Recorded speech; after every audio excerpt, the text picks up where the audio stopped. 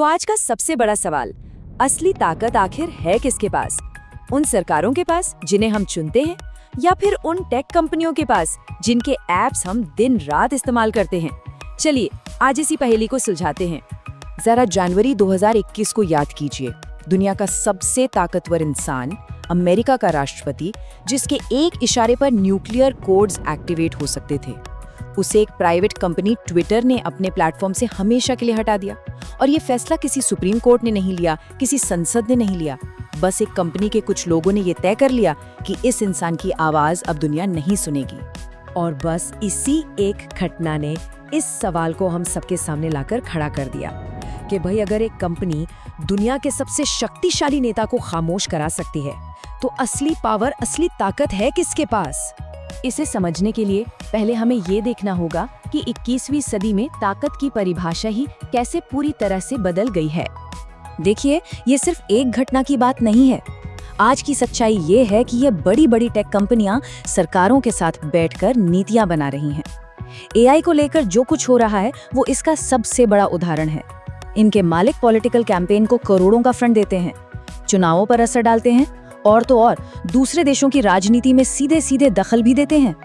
चलिए अब जरा नंबर्स में देखते हैं कि ये नई ताकत असल में कितनी बड़ी है, और यकीन मानिए ये आंकड़े सच में चौंकाने वाले हैं। ये नंबर देखिए, $4 ट्रिलियन। ये एप्पल कंपनी की मार्केट वैल्यू है। ये सिर्फ एक नंबर नहीं है, इसका मतलब ये है कि दुनिया के 195 देशों में से सिर्फ 8 देश ऐसे हैं जिनकी अर्थव्यवस्था एप्पल से बड़ी है। सोचिए जरा। और ये चार्ट कहानी को और भी साफ कर देता है। एप्पल की अकेली वैल्यूएशन यूके, फ्रांस और भारत जैसे बड़े बड़े देशों की पूरी जीडीपी से ज्यादा है। हाँ, ये बात सही है कि किसी कंपनी की वैल्यूएशन और देश की जीडीपी दो अलग अलग चीजें होती हैं, लेकिन जब बात असर और पहुंच की आती है ना, तो ये कंपनियां ज्यादातर देशों से मीलों आगे निकल चुकी हैं। और सुनिए, ये कहानी सिर्फ एप्पल की नहीं है, बिल्कुल नहीं। यहाँ तो पूरा $1 ट्रिलियन क्लब है। गूगल की parent company alphabet, Microsoft, Amazon, ये सब खरबों डॉलर की कंपनियां हैं। इनका बजट कई छोटे देशों के रक्षा बजट से भी कई ज्यादा है। तो सवाल उठता है कि ये बदलाव आया कैसे? देखिए, पहले के जमाने में ताकत का मतलब क्या होता था? जिसके पास जमीन है, बड़ी जनसंख्या है और ताकतवर फौज है ना? लेकिन अब खेल पूरी तरह से बदल चुका है। आज ताकत का मतलब है कैपिटल, डेटा और टेक्नोलॉजी।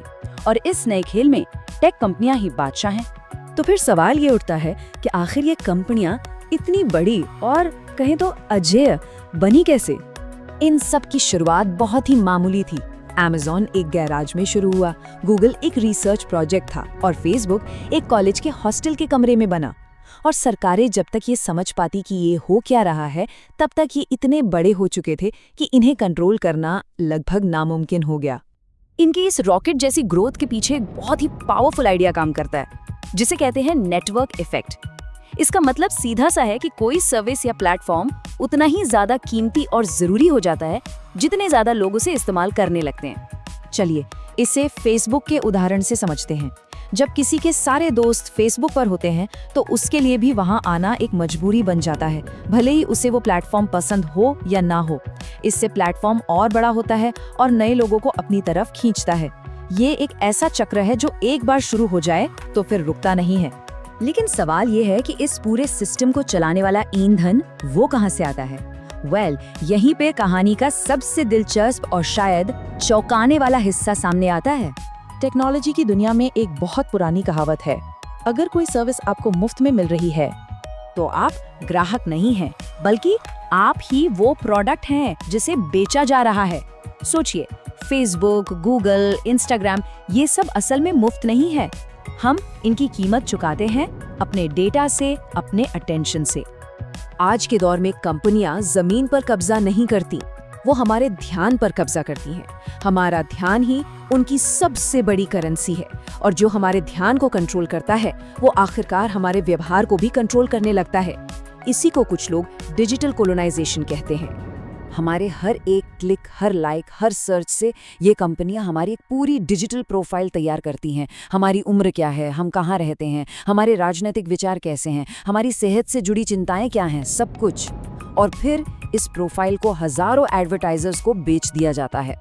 तो फिर जब इतनी ताकत बिना किसी खास नियम कानून के बस कुछ कंपनियों के हाथों में आ जाती है, तो इसका नतीजा क्या होता है?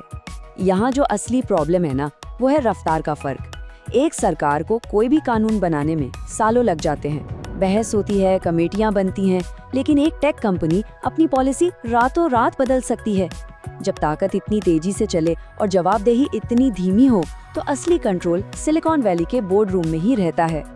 और जरा इनके कंट्रोल के हथियारों को देखिए।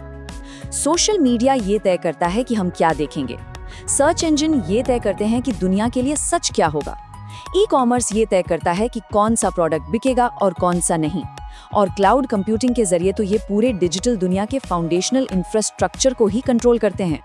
भारत जैसे देश के लिए तो ये सीधा सीधा राष्ट्रीय संप्रभुत्व का सवाल बन जाता है। जब किसी देश का कम्युनिकेशन, उसका बिजनेस और उसका सारा डेटा विदेशी कंपनियों के कंट्रोल में हो, तो उस देश की सरकार असल में कितनी संप्रभु रह जाती है। तो आखिर में हम आपको इसी एक सवाल के साथ छोड़कर जा रहे हैं, जब टेक्नोलॉजी सरकार से कहीं ज्यादा तेज रफ्तार से भाग रही हो, तो हमारे भविष्य के नियम कौन लिखेगा? हमारी चुनी हुई सरकारें या फिर सिलिकॉन वैली के कुछ CEO? इस पर सोचिएगा जरूर।